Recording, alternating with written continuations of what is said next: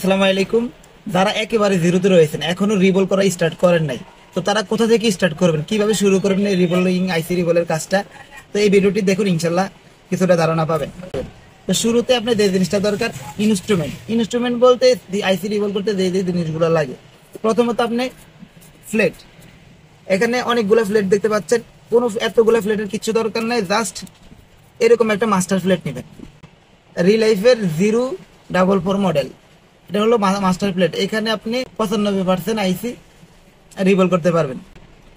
এরপরে আপনি যে জিনিসটা কিনবেন, এটা হচ্ছে একটা ম্যাগনেট।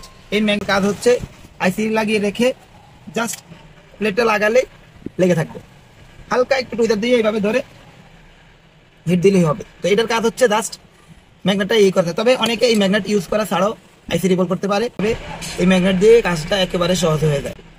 এরপরে আপনারা যে কাজটা করবেন, বল ফেসটা অত্যন্ত জরুরি একটা জিনিস। এই ফেসটা কেউ 183 দিয়ে করে, কেউ 183 দিয়ে করে, কেউ 138 দিয়ে করে। তো আমি সবসময় 183 দিয়ে করি। এটার বলগুলা সহজে ড্যামেজ হয় না, হালকা হিটে ড্যামেজ হয় না। তো এটা দিক করাটাই বেটার। তো আপনি চাইলে এটাও ব্যবহার করতে পারেন, এটা তেমন একটা ভালো না, 183 পেস্টে ভালো।